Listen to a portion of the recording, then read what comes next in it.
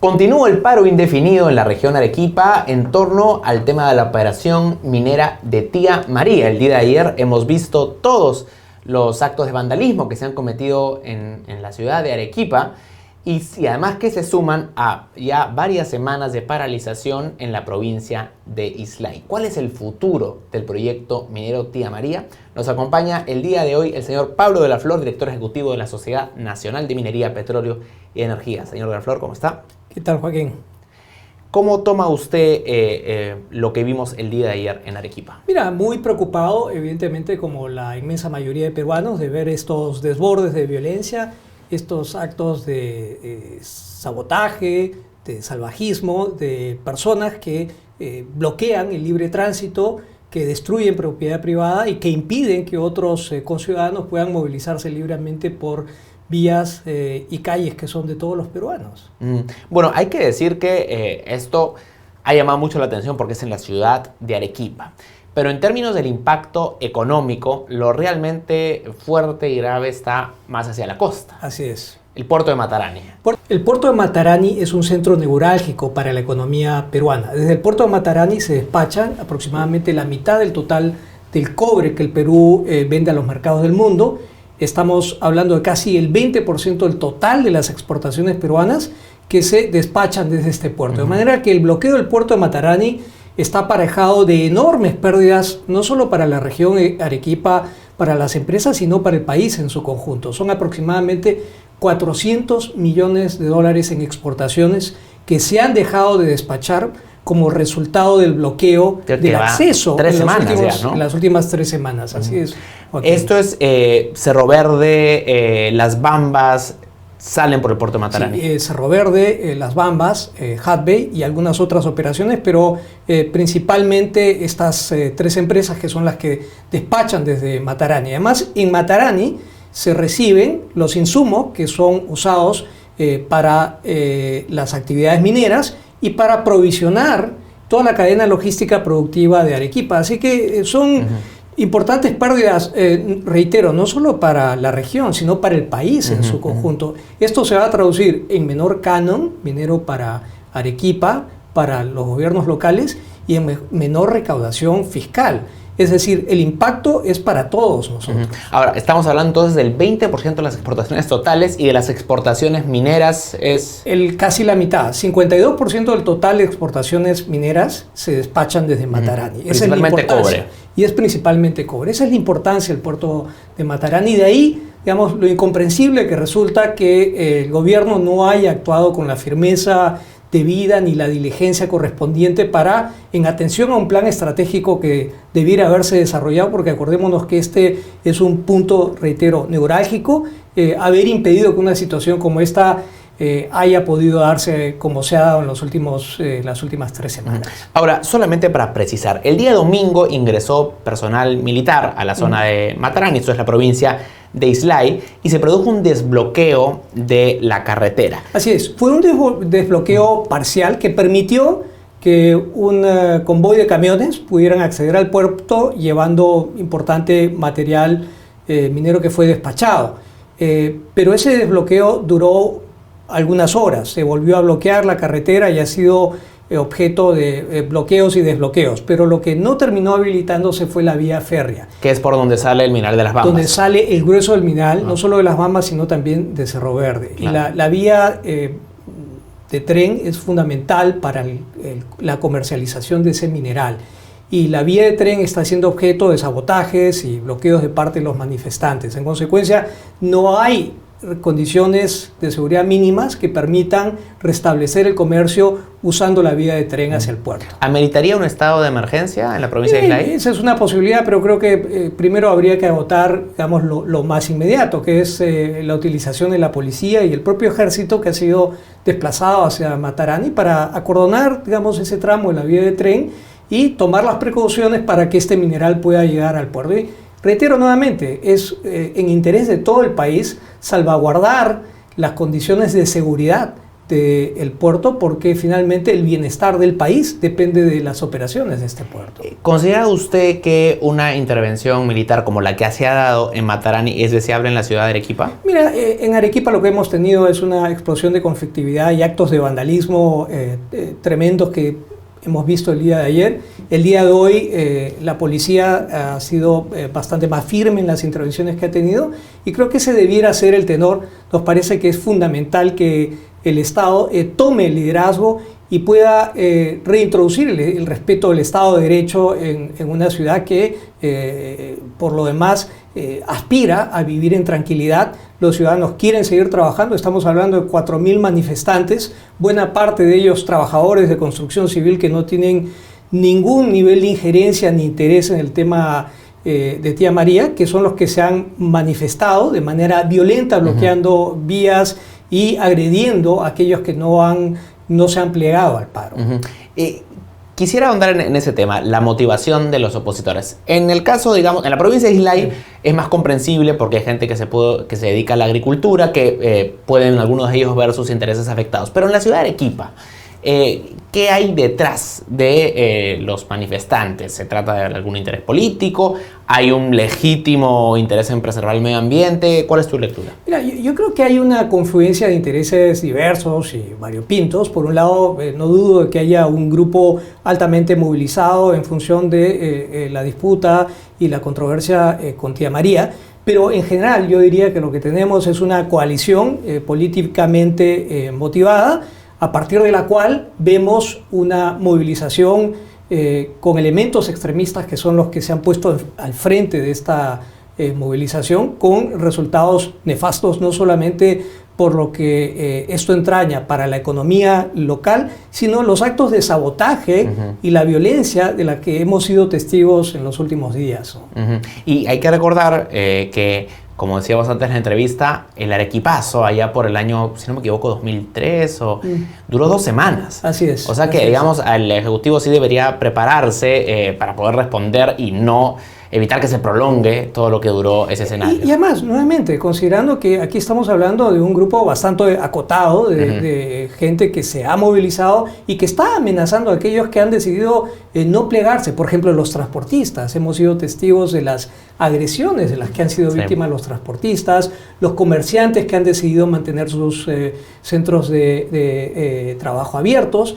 Hay 130.000 negocios que están siendo afectados, impactados adversamente por esta decisión tan nefasta de paralizar una ciudad que, repito, es uno de los centros más dinámicos económicamente que tiene el país en el sur, ¿no? Ahora, la respuesta del Ejecutivo. Durante esta tarde, el presidente Vizcarra ha vuelto a decir desde Ayacucho que no se iniciará la construcción hasta que no haya una licencia social, a pesar de que fue el propio Ejecutivo el que otorgó la licencia de construcción. ¿Cómo evalúa usted la respuesta del Ejecutivo hasta ahora? El Ejecutivo ha sido reiterativo en su manifestación de que la empresa pues no construirá hasta no haber creado las condiciones que permitan, a través del diálogo y la construcción de estos espacios de intercambio, poder desarrollar sus actividades como es debido. Y ese es un mensaje que ha sido también manifestado por la propia empresa. El permiso de construcción no necesariamente entraña el inicio de actividades. Y la propia empresa reiteró esto de manera bastante explícita al señalar que se iba a retraer y no iba a poner en marcha la construcción hasta no haber construido estos espacios de, valga la redundancia, de diálogo e intercambio. Pero la pregunta es, ¿en qué punto se dice ya se ha cumplido con esta licencia social? Porque ya no es un procedimiento regulado, como si lo es una IA. Entonces, ¿cómo debería guiarse este proceso? Mira, no hay una prueba ácida que nos diga a partir de tal punto o cual otro punto, pero yo creo que lo que necesitamos es seguir apostando por el diálogo. De ahí la necesidad de insistir en la convocatoria que ha planteado el propio gobernador de Moquegua a su par de Arequipa, el señor Cáceres Yica, que en vez de colocarse al frente de los revoltosos que lo único que están procurando es el subdesarrollo y el retraso de la región a través de estos actos violentos, pueda de manera alturada sentarse en una mesa de trabajo en la que sea posible el desarrollo de un diálogo a partir del cual encontremos las condiciones que permitan que el proyecto se ejecute. Pero no anteponer esta agenda extremista de bloqueos, de violencia, de amenazas, que es lo que ha marcado un poco la pauta de la actuación del gobernador. Correcto, porque así no se puede dialogar, ¿no? Si se están tirando piedras. Vamos a dejar un momento el tema en particular de Arequipa y Tía María, y quisiera preguntarle por la Ley General de Minería. El presidente Vizcarra, en su mensaje de 28 de julio, anunció una nueva ley general. ¿Cómo ven desde la industria esta iniciativa? Nos parece que no era la más feliz de las circunstancias, y comento esto porque no podemos abstraer lo que ocurre en el Perú de lo que está sucediendo a nivel mundial. Vemos una economía global desacelerada, con un conflicto comercial entre Estados Unidos y China cada vez más polarizado, con una desaceleración del crecimiento mundial, con una retracción en general de los flujos de inversiones. Entonces no era el mejor de los momentos para plantear una revisión de una ley general de minería que por lo demás ha tenido la virtud en los últimos años de haber permitido que en el Perú se realicen inversiones del orden de los 55 mil millones de dólares. Pero también es cierto que bajo el marco de esta ley ha habido mucha conflictividad. Correcto. No obstante lo anterior, sí es importante, si vamos a tener esa discusión, que podamos a partir de la misma y a partir de una revisión de temas que evidentemente son perfectibles, poder tener con un marco normativo que fortalezca la competitividad del sector. Lo que necesitamos es darle una mayor fortaleza a estos atractivos que tiene la inversión minera en el país, y eso requiere evidentemente un diálogo. Ojalá que esta revisión se dé en el marco de un proceso de discusión y diálogo consensuado, que es básicamente la única fórmula que nos va a permitir ir superando estas desavenencias que han marcado y están marcando buena parte de la agenda política nacional. Y francamente no sé si el espacio político que se viene en los próximos meses sea el mejor para establecer un diálogo sobre una ley tan compleja como esta. Correcto. Ahora, digamos, muy importante además precisar que esta ciertamente es una ley que tiene 30 años, pero que a lo largo del tiempo ha ido ayornándose, ¿no es cierto? Porque hay una serie de normativas de carácter transversal, sobre todo en lo ambiental, que se han ido aprobando y que tienen una incidencia sobre la actividad minera, no solo en lo ambiental, también en lo social. Además, el TUO, ¿no es cierto?, el texto único ordenado, se ha ido modificando a lo largo del tiempo, con lo cual tenemos una normativa que, digamos, se ha ido ajustando a los nuevos tiempos conforme el país iba evolucionando respecto de su articulación normativa. Entonces, creemos que evidentemente hay un espacio de perfeccionamiento, sobre todo en lo que atañe al fortalecimiento de la competitividad del sector minero, que podría conseguirse a través de la revisión de alguno de estos extremos. Pero, reitero, podría haber sido el mejor momento para abordar un tema de esta naturaleza y esta sensibilidad, ¿no? Ahora, bueno, la inversión minera definitivamente está impactada por el clima político. Quisiera preguntarle cómo esta propuesta, esta iniciativa de adelanto de elecciones va a impactar en el desempeño del sector. Mire, el sector ya venía acusando los efectos de este entorno enrarecido, de un hipo en la conflictividad que hemos vivido en los últimos tiempos, y sobre todo el impacto tan negativo que ha tenido la conflictividad en torno al proyecto Tía María. Nosotros habíamos revisado a la baja nuestra proyección de inversión minera para el año.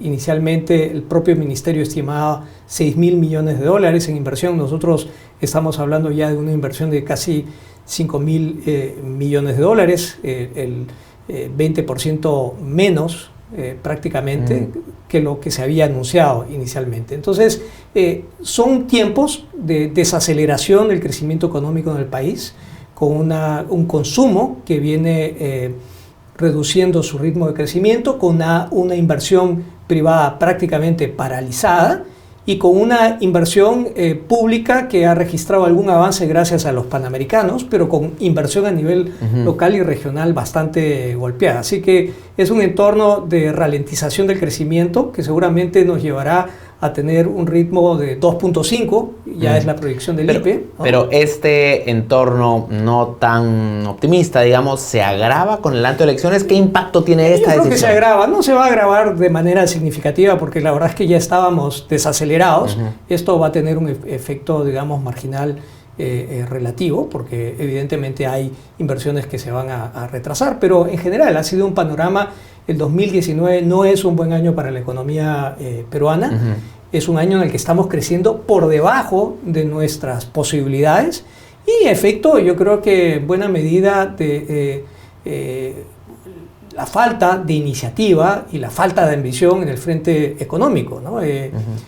No ha habido la imagen espejo que nosotros vemos respecto al protagonismo y la osadía del gobierno en el ámbito político, en lo económico. En lo económico lo que vemos es más bien una suerte de marasmo y una escasa capacidad de iniciativa para sacar los proyectos que tenemos por delante y tomar la iniciativa para avanzar en la agenda de reformas, ¿no? Es lamentable porque el país necesitaba, justo en este momento en que las condiciones externas, digamos, se complican, necesitábamos darle ese impulso adicional que lamentablemente no le hemos sabido dar, ¿no? Finalmente, un escenario de conflictividad como el que se está viviendo hoy en Tía María, ¿qué tanto impacto tiene en potenciales inversiones futuras? ¿No? Porque siempre esa es la preocupación, ¿no? Cómo la conflictividad de alguna manera no genera un clima adecuado para la inversión. ¿Qué tan directo es ese canal? Bueno, mire, ya lo estamos viendo, Joaquín, hay un efecto contagio en otras regiones, o sea, lo que está sucediendo con el proyecto Quellaveco, que también se ha visto impactado por esta espiral de conflictividad que ha tenido unos vasos comunicantes también con Moquegua, desde Arequipa a Moquegua, lo hemos visto en alguna medida también en Puno, en Tacna. Entonces es un universo que comienza a complicarse por efecto contagio y creemos que de ahí la enorme importancia de la iniciativa que pueda tener el gobierno de atajar estos problemas y no seguir cediendo frente a la presión de algunos actores que evidentemente se han movilizado con una clarísima agenda política contraria al desarrollo del país y al desarrollo de la minería en particular. Señor de la Flor, le agradezco mucho por su tiempo. Muchas gracias, Joaquín. Pablo de la Flor, director ejecutivo de la Sociedad Nacional de Minería, Petróleo y Energía en Perú 21 Televisión. Sigan atentos a nuestra programación. Con permiso.